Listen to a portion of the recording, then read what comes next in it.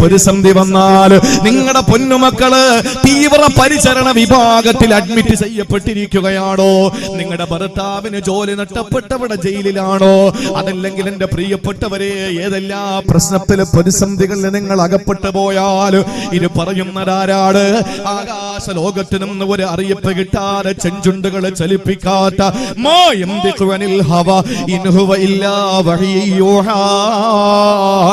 അള്ളാഹ് അറിയിച്ചു കൊടുക്കാത്തതൊന്നും ഇന്നേ വരെ റസൂലുള്ള പറഞ്ഞിട്ടില്ല, നബി തങ്ങൾ മിണ്ടിയിട്ടില്ല, നബി തങ്ങൾ ചുണ്ട് ചലിപ്പിച്ചിട്ടില്ല. ആ പ്രവാചകന്റെ വാക്ക് അള്ളാന്റെ വാക്ക് തന്നെയാണ്, സംശയമില്ല. അതുകൊണ്ട് എന്റെ മുസ്ലിം പെങ്ങളെ, ഏത് പ്രതിസന്ധി വന്നാലും ഏതെങ്കിലും ഒരു കള്ളമന്ത്രവാദിയുടെ മുമ്പിൽ ചെല്ലലല്ല, ഏതെങ്കിലും കള്ളത്തരം പറഞ്ഞിട്ട് പണപ്പിരിവ് നടത്തുന്ന മന്ത്രവാദിയുടെ മുമ്പിൽ പോകലല്ല. നിങ്ങൾ നിങ്ങൾക്കും എനിക്ക് റസൂലുള്ള വരച്ച് കാട്ടിയ സുതാര്യമായ സുവ്യക്തമായ സുസജ്ജമായ ഒരു രീതി നമുക്ക് റസൂലുള്ള കാണിച്ചു തന്നു. അത് വേറൊന്നുമല്ല, നിങ്ങൾക്ക് ഏത് പ്രയാസം വന്നാലും ഏത് പ്രശ്നം അഭിമുഖീകരിച്ചാലും എന്തിനാ മക്കളെ സങ്കടപ്പെടുന്നത്? നിബിധങ്ങൾ ചോദിക്കുകയാ, നിങ്ങൾ എന്തിനാ വിഷമിക്കുന്നത്? നിങ്ങൾ എന്തിനാ പ്രയാസപ്പെടുന്നത്?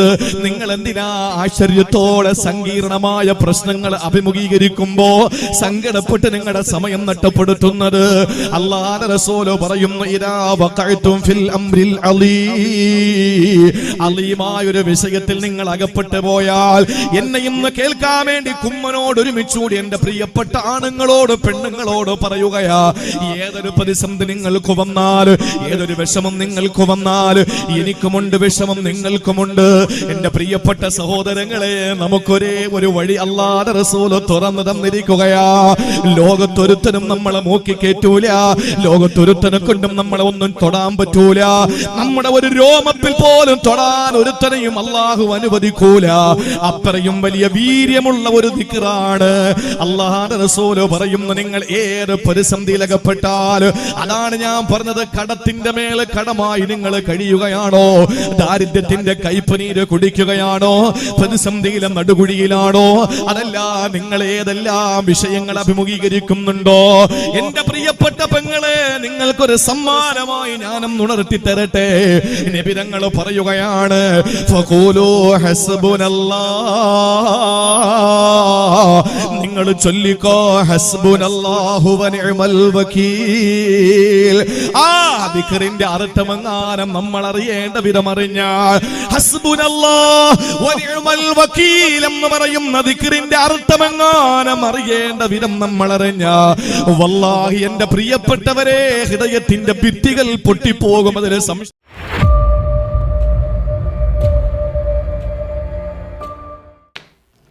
അസ്സലാമു അലൈക്കും വറഹ്മത്തുള്ളാഹി. പ്രിയമുള്ളവരെ, ഇപ്പോൾ നിങ്ങൾ ആദ്യം കേട്ട ബഹുമാനപ്പെട്ട നവാസ് മന്നാനി ഉസ്താദ് പറഞ്ഞ ആ കാര്യം ചെയ്തു നോക്കും. എല്ലാ ദിവസങ്ങളിലും എല്ലാ സമയത്തും അത് പറഞ്ഞ് നമുക്ക് അതിൽ നിന്ന് അല്ലാഹു സുബ്ഹാനഹു വ തആല ഫലം ഉറപ്പായി തരും. ഇവിടെ എനിക്ക് പറയാനുള്ളത്, അല്ലാഹു തആല കൊടുക്കുന്ന നിഅമത്തുകൾ, മനുഷ്യനിക്ക് അല്ലാഹു സുബ്ഹാനഹു വ തആല നിഅമത്തുകൾ കൊടുക്കുന്നു. കഷ്ടങ്ങളും ബുദ്ധിമുട്ടുകളുമുള്ളവർക്ക് ദുആ ചെയ്യുമ്പോൾ ഫലം കിട്ടുന്നു. അതല്ലെങ്കിൽ എവിടെയെങ്കിലും സലാത്ത് മജ്ലിസിൽ ഇരുന്ന് പോയി അവിടെ പോയത് കൊണ്ട്, അവിടെ ദുആ ചെയ്തത് കൊണ്ട് ഫലം കിട്ടുന്നു എന്ന് കരുതുന്നവരുമുണ്ട്. അതും അല്ലാഹു സുബ്ഹാനഹു വ തആല അവർക്ക് കൊടുക്കുന്ന അവരുടെ കഷ്ടങ്ങളെ, ബുദ്ധിമുട്ടുകളെ, അവരുടെ ദുആന്റെ ഫലങ്ങളെ അറിഞ്ഞും കൊണ്ട്, അവരുടെ കഷ്ടത്തിൻ്റെ, ബുദ്ധിമുട്ടിൻ്റെ, കടുപ്പത്തിൻ്റെ കാരണം കൊണ്ട് അല്ലാഹു സുബ്ഹാനഹു വ തആല നേരിട്ട് കൊടുക്കുന്ന ഓരോ സൗഭാഗ്യങ്ങളും ബുദ്ധിമുട്ട് നീങ്ങലും, അതുപോലെ കുട്ടികളില്ലാത്തവർക്ക് കുട്ടികൾ ഉണ്ടാവലും, അതുപോലെ ദാരിദ്ര്യമുള്ളവർക്ക് ദാരിദ്ര്യം നീങ്ങലും, അസുഖമുള്ളവർക്ക് അത് ശിഫയായി കിട്ടലും, ഇതെല്ലാം അല്ലാഹു തആല കൊടുക്കുന്നതാണ്. അവൻ തന്നെ ബുദ്ധിമുട്ടുകളെ, കഷ്ടങ്ങളെ കൊടുക്കും. കുറച്ച് കാലം കഴിയുമ്പോൾ അതിൻ്റെതായിരിക്കുന്ന സുഖങ്ങളും കിട്ടും, പരിഹാരങ്ങളും ഉണ്ടാകും. അതാണ് അല്ലാഹുവിൻ്റെ ടെസ്റ്റ് എന്ന് പറയുന്നത് അവൻ്റെ പരീക്ഷണമാണ്. എല്ലാ സമയത്തും നമുക്ക് അല്ലാഹു സുബ്ഹാനഹു തആലയുടെ പരീക്ഷണമുണ്ടാകും. അതാണ് ഈ ജീവിതം, ദുനിയവിയായ ജീവിതം എന്ന് പറഞ്ഞാൽ അള്ളാഹുവിൻ്റെ വിശ്വാസികൾക്കാണത് കൂടുതലും ഇവിടെ പരീക്ഷണങ്ങൾ ഉണ്ടാകുന്നത്. വിശ്വാസികളല്ലാത്തവർ വല്ലാത്ത ഭയങ്കര ഒരു സുഖത്തിലാണ് ഇവിടെ കഴിയുന്നത് മിക്കവരും.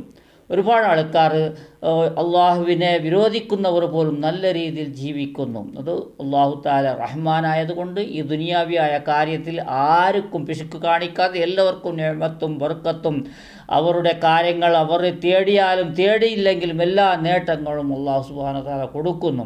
അതിനെ ഈ അവകാശപ്പെടുന്നത് ഇത്തരക്കാരാണ്. ഓൺലൈൻ മജ്ലിസ്, ഓഫ്ലൈൻ മജ്ലിസുകൾ ചെയ്ത് ഇത് നമ്മുടെ മജ്ലിസുകളിലേക്ക് വന്നതുകൊണ്ടാണ്, ഇവിടെ എത്തിച്ചേർന്നത് കൊണ്ടാണ്, സ്വലാത്തുൽ ഫാത്തിഹ ഓതിയത് കൊണ്ടാണ്, ഇവിടുത്തെ മജ്ലിസിൽ ഇവിടെ ദുആ ചെയ്തത് കൊണ്ടാണ് എന്ന് അവകാശപ്പെടുന്നത്, അവിടത്തേക്ക് വിളിച്ചു കൂട്ടുന്നത്, തളച്ചിടുന്നത് ജനങ്ങളെ പിഴിയാനാണ് എന്ന് ഇതിനു മുമ്പ് തന്നെ ഞാൻ പറഞ്ഞതാണ്. പിഴിയട്ടെ. ഒരു കഴിവില്ലാത്ത ഒരാളാണെങ്കിൽ, ആരോഗ്യമില്ലാത്ത ഒരാളാണെങ്കിൽ, അതല്ലെങ്കിൽ ഒരു വയസ്സനായ ഒരു ആലിമാണെങ്കിൽ, ഒന്നിനും നിർവാഹമില്ലാത്ത, ജോലി ചെയ്യാൻ കഴിവില്ലാത്തവനാണെങ്കിൽ, അത്ര ആലിമ്യങ്ങളോ പണ്ഡിതന്മാരോ വയസ്സന്മാരോ ആണെങ്കിൽ അത് ചെയ്താലും തെറ്റില്ല. ഇവിടെ വന്ന് എൻ്റെ അടുത്ത് വന്ന് ഒരു 10 സ്വലാത്തോ 100 സ്വലാത്തോ പറഞ്ഞ് ഇവിടെ എന്തെങ്കിലും എനിക്ക് അതിൻ്റെ കാര്യത്തിന് വേണ്ടി എന്തെങ്കിലും എൻ്റേതായിരിക്കുന്ന ജീവിതത്തിന് വേണ്ടി നിങ്ങൾ എന്തെങ്കിലും തരണമെന്ന് പറഞ്ഞാൽ, അതല്ലെങ്കിൽ വെറുതെ ഒരാൾ ഒന്നും സൗകര്യമില്ലാത്ത അസുഖമുള്ള ആളാണോ, അതല്ലെങ്കിൽ ജീവിതത്തിന് കഷ്ടപ്പെടുന്ന ആളാണോ, അതുപോലെയുള്ള കാര്യങ്ങൾ അദ്ദേഹത്തിൻ്റെ കാര്യങ്ങളൊന്നും നീങ്ങുന്നില്ല, എല്ലാവരും സഹായിച്ചു വേണം. അത്തരക്കാർക്ക് വെറുതെ പറഞ്ഞാലും കൊടുക്കാം, ഒരു മജ്ലിസ് ഉണ്ടാക്കിയാൽ അവിടെ പോയി ഇരുന്ന് കൊടുക്കാം. ഇത് അതല്ല, നല്ല യുവാക്കളാണ്, നല്ല തണ്ടും തടിയുള്ളതായിരിക്കുന്ന, നയിക്കാൻ നല്ലതായിരിക്കുന്ന കാര്യമുള്ള, നല്ല തടിയുള്ളതായിരിക്കുന്ന, നല്ല ഒരു യുവത്വമുള്ളതായിരിക്കുന്ന ആൾക്കാരാണ് ഇത് ചെയ്യുന്നത്. വീടാന്തരം പോയി, നാടാന്തരം പോയി ചെയ്യുന്നത്, അവിടുന്ന് പീഞ്ഞി എടുക്കുന്നതാണ്. ഇവിടെ വന്നതുകൊണ്ടാണ് നിങ്ങൾക്ക് ശിഫ കിട്ടുന്നത് എന്ന് ഇതിൽ ആരും ഒട്ടും ബാക്കിയില്ല. എല്ലാ ഭാഗത്തിലുള്ളവരുമുണ്ട്. കെ ആവട്ടെ, AP ആവട്ടെ, എല്ലാവരും. കുറച്ചാളെ ഞാൻ കാണിക്കാം, നിങ്ങൾ കാണണം ഇൻഷാ അല്ലാഹ്. സല്ലല്ലാഹു അലാ മുഹമ്മദ് സല്ലല്ലാഹു അലൈഹി വസല്ലം. സല്ലല്ലാഹു അലാ മുഹമ്മദ് സല്ലല്ലാഹു അലൈഹി വസല്ലം. സല്ലല്ലാഹു അലാ മുഹമ്മദ് സല്ലല്ലാഹു അലൈഹി വസല്ലം. اللهم صل على محمد يا رب صل عليه وسلم. ഈ മജ്ലിസിലേക്ക് ഞാൻ പറഞ്ഞു, എനിക്കൊരു 501 രൂപ തരുമോ? ഞാൻ ചോദിച്ചു, എൻ്റെ കൂടെ പറപ്പികളോട് ഞാൻ ചോദിച്ചു, എല്ലാവരും ഏറ്റെടുത്തു. 1 രൂപക്ക് ഗതിയില്ലാത്തവരും ആ പൈസ എനിക്ക് കൊണ്ടു തന്നു. അതല്ലെങ്കിൽ അത് പെട്ടിയിലിട്ടു, അതല്ലെങ്കിൽ ഞങ്ങൾ അടിമന്മാർ അത് ഏൽപ്പിച്ചു. സമ്പത്ത് കൊടുക്കണേ അല്ല, ഒരുപാട് സമ്പത്ത് കൊടുക്കണേ അല്ല, ഒരുപാട് സമ്പത്ത് കൊടുക്കണേ അല്ല. അവിടുത്തെ മക്കയിൽ വെച്ചുകൊണ്ടാണ് ദുആ ചെയ്യുന്നത്. ആരൊക്കെ മരണപ്പെട്ടു പോയിട്ടുണ്ടോ, ആരൊക്കെ പേരിലാണ് ദുആ ചെയ്യാൻ പറഞ്ഞത്, പടച്ച റബ്ബേ ഈ 501 രൂപ തരുമ്പോ നിങ്ങളിപ്പാ എൻ്റെ ഉമ്മാക്ക്, എൻ്റെ വാപ്പാക്ക് ദ്വാരിക്കണേ, എൻ്റെ ഭർത്താവിന് ദ്വാരിക്കണേ, എൻ്റെ മക്കൾക്ക് ദ്വാരിക്കണേ എന്ന് പറഞ്ഞു എൻ്റെ കയ്യില്, അതല്ലെങ്കിൽ ആ പെട്ടിയില് അതൊക്കെ ഇട്ട് ഒരുപാട് ആളുകളുണ്ട്. ചെറുപ്പക്കാരാ, അങ്ങനെ പറയണം ചെറുപ്പക്കാരാ, അങ്ങനെ പറയണം ചെറുപ്പക്കാരാ. ഉസ്താദുമാരെ കാണുമ്പോ കൈപിടിച്ചിട്ട് ദ്വാരക്കാൻ പറയണോ. മുതഅല്ലിമീങ്ങളെ കാണുമ്പോ അവരെ ഒരിക്കലും വില കുറച്ച് കാണിക്കാൻ പാടില്ല. മുതഅല്ലിമിന് അല്ലാഹു നൽകുന്ന പവർ എത്രയാ, മുതഅല്ലിമിന് അല്ലാഹു നൽകുന്ന സ്ഥാനം എത്രയാ. സാദാത്തീങ്ങളെ കാണുമ്പോ ബഹുമാനിക്കണം നമ്മളെ, സ്നേഹിക്കണം നമ്മളെ. ورفاعة رضي الله عنه ورفاعة رضي الله عنه ورفاعة رضي الله عنه ورفاعة رضي الله عنه والزياد رضي الله عنه والزياد رضي الله عنه والزياد رضي الله عنه والزيد رضي الله عنه والزيد رضي الله عنه والزيد رضي الله عنه. ബഹുമാനമുള്ളവർ, ഇത് അന്യായമല്ലേ സഹോദരന്മാരെ? ഇത് അന്യായമല്ലേ? നിങ്ങൾക്ക് മനസ്സിലാകുന്നോ ഇത് അന്യായമല്ലേ? നമ്മൾ രാത്രിയും പകലും നയിക്കുന്നു. പകൽ നയിക്കുന്നുണ്ടെങ്കിലും അതിൻ്റെ ചിന്തയിലായിരിക്കും നമ്മൾ ഉറങ്ങുന്നത്. ഉറങ്ങുമ്പോൾ 12 മണിയായി, എണീക്കുമ്പോൾ 4 മണിയാണ്. അത്രക്കും ജോലി ചെയ്യുന്നു എല്ലാവരും. ഇവരാണെങ്കിലോ എല്ലാത്തിനും ഓരോ നയാ പൈസക്കും ഇവർ കൈനീട്ടുന്നതാണ്. ഓരോ കാര്യങ്ങൾ പറഞ്ഞ് വിശ്വസിപ്പിച്ച് അവിടെ കൊണ്ടിടാൻ വേണ്ടി. അതവിടെ ബായാർത്ഥങ്ങൾ നിങ്ങൾ കണ്ടില്ലേ? അതുപോലെ എല്ലാവരും. എങ്കിലും എനിക്ക് കാണിക്കാൻ കഴിഞ്ഞത് ബായാർത്ഥങ്ങളുടെ മജ്ലിസിൻ്റെ ഒരു നോട്ടമാണ്, ഒരു വീക്ഷണത്തിൽ. ആ കാര്യം നിങ്ങൾ ഇവിടെ നോക്കുക. അദ്ദേഹത്തിൻ്റെ കൈതൊട്ട് മുത്തി മുത്തി മുത്തി മുത്തി അവിടെ പണം ഇട്ട് ഒരുപാട് ചാക്ക് പണമാണ്. ഇതിൻ്റെ ആവശ്യമുണ്ട്. അവിടത്തേക്ക് എന്താണ് അദ്ദേഹത്തിന് സൗകര്യമില്ലാത്ത അതിനെ മാത്രം ചെയ്തു കൊടുക്കലല്ലാതെ ഇത്രയും പണം ഇത് അനാവശ്യത്തിനാണ് യൂസ് ചെയ്യുന്നത്. ഇതുപോലെ നമ്മളെ പോലെ പറയുന്നവർക്ക് അതും ഭയമാണ്. അതിനും അവരൊന്നും ബാക്കോട്ട് നോക്കുന്നതല്ല. ഭയപ്പെടുത്താനും ചെയ്യാത്ത കാര്യമില്ല. ഇവർ എല്ലാം ചെയ്യും. അതാണ് ഇവർക്ക് വെറുതെ കിട്ടുന്ന പണം. അതേപോലെ നൂറെ ഹബീബിൻ്റെ അദ്ദേഹത്തിൻ്റെ ഇതായിരിക്കും ഒരുപാട് കേസുകളോ മറ്റോ വല്ലതോ എന്തെല്ലാം അനാചാരം ചെയ്ത് അനാവശ്യങ്ങൾ ചെയ്തതിന് 7 ലക്ഷമോ 15 ലക്ഷമോ കൊടുക്കാനും അദ്ദേഹം തയ്യാറാണ്. എവിടെ നിന്നാണ് കൊടുത്തത്? എല്ലാവരുടെയും പിഴിഞ്ഞെടുത്ത കാശാണ്. ഇത് പിഴിഞ്ഞെടുത്ത കാശാണ്. ഇതിന് സ്വന്തം അവരുടെ സമസ്യകൾ, അവരുടേതായിരിക്കുന്ന ബുദ്ധിമുട്ടുകളെ നീക്കാൻ വെച്ച കാശ് അത് അവിടത്തെ കൊണ്ടിട്ട് എല്ലാം നിങ്ങൾ ഇവിടെ വന്നാൽ ശരിയാകുന്നതാണ് എന്ന് ഒന്നുമില്ല. ഇതെല്ലാം അല്ലാഹു തആല നിങ്ങൾക്ക് തരുന്ന നിഅമത്താണ്. ഇപ്പോൾ നിങ്ങൾ കഷ്ടം കണ്ടാലും നിങ്ങൾ വെറുതെ വീട്ടിലിരുന്നാലും മതി, അല്ലാഹു തആല അതിനെ ശരിയാക്കി തരും. എല്ലാ സമയത്തും അല്ലാഹുവിനോട് തേടുക, അള്ളാഹുവിന് ഇബാദത്തെടുക്കുക. ഇത് ഇത്ര സന്യാസികളെ, ഇത്ര പാതിരിമാരടുത്ത് പോയി ഇത്ര മുസ്ലിയാക്കന്മാർ കള്ള സന്യാസികളാണ് ഇവർ, കള്ള പാതിരികളാണ്, കള്ള മുസ്ലിയാർക്കുകളാണ് ഇവർക്ക് ആവശ്യമില്ലാത്ത പണമാണ്. എത്രയാണ് ഇവർക്ക് പണം കിട്ടുന്നത്?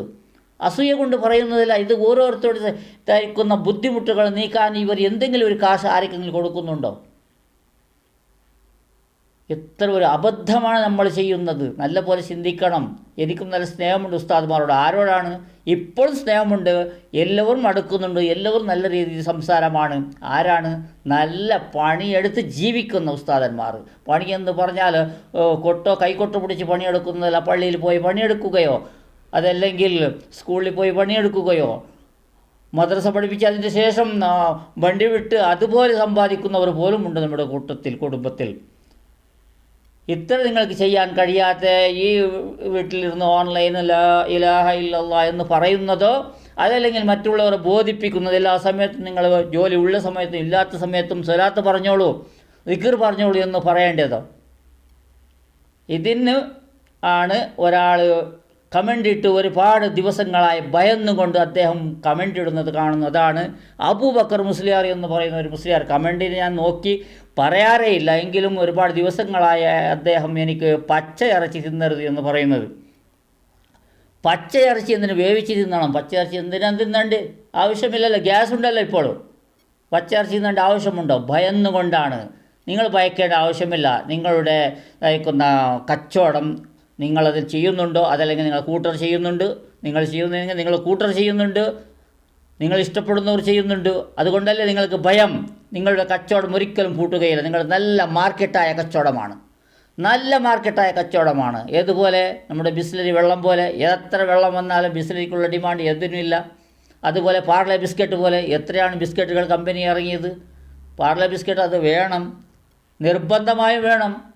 അതിന് ഒഴിവാക്കാനേ പറ്റുകയില്ല. അതുപോലെ പെപ്സിയെ പോലെ കുടിക്കുന്ന ദാഹം തീർക്കുന്ന ഒരുപാട് കാര്യങ്ങളുണ്ടെങ്കിൽ ലോക്കലായും അതല്ലെങ്കിലും ചെറിയ കമ്പനികളായും ഉണ്ടെങ്കിലും പെപ്സിക്കുള്ള ഡിമാൻഡ് ഒന്നിനുമില്ല. അതാണ് മാർക്കറ്റിംഗ്. അതുപോലെയുള്ള മാർക്കറ്റാണ് നിങ്ങളത്. അതുപോലെ മാർക്കറ്റ് ആയതാണ്. അതുകൊണ്ട് നിങ്ങളത് തന്നെ ചെയ്തോളൂ. നിങ്ങൾ പച്ചയിറച്ചി വേവിക്കാത്ത ഇറച്ചി എന്ന് പറഞ്ഞ് നിങ്ങൾ ഒന്നും ഭയപ്പെടുത്തേണ്ട ആവശ്യമില്ല. പിന്നെ ഒരു താടിയില്ലാത്ത കുറ്റവുമുണ്ട്. എനിക്ക് താടിയില്ല എന്ന്, താടി വെച്ച് സംസാരിക്കണോ എന്ന് പറയുന്ന കമൻറ്റും നിങ്ങൾക്ക് കാണാം. അതിന് എനിക്ക് അദ്ദേഹത്തോട് പറയാനുള്ളത്, ഇനി നാളെ മുതൽ നിങ്ങൾ താടി വളർത്തിയ ആൾക്കാരുടെ വീട്ടിൽ മാത്രമേ ഭക്ഷണം കഴിക്കാവൂ. ഭക്ഷണം കഴിക്കാൻ പോകരുത്. നിങ്ങൾ ഭക്ഷണം കഴിച്ചല്ലേ നമ്മളെപ്പോലെ തെറി പറയുന്നത്. നമുക്ക് താടി വെക്കാൻ മനസ്സില്ല, അതല്ലെങ്കിൽ എന്തെങ്കിലും ഒരു കാരണമുണ്ടാകും. എല്ലാവർക്കും താടിയുണ്ടോ? യൂസുഫ് അലിക്ക് താടിയുണ്ടോ? ബിസിനസ്സുകാരനല്ലേ. അദ്ദേഹത്തിന് പണം എത്രയാണ് നിങ്ങൾ വാങ്ങിച്ചത്? നിങ്ങളോട് പറഞ്ഞിട്ട് എന്താ കാര്യം? എല്ലാവരും താടിയുള്ളവരാണോ? നിങ്ങൾക്ക് താടി ഉള്ളത് കൊണ്ട് എന്താണ് കാര്യമുള്ളത് എന്ന് പോലും പറയണം. ഇൻഷാ അല്ലാഹ്. അസ്സലാമു അലൈക്കും വറഹ്മത്തുള്ളാഹി.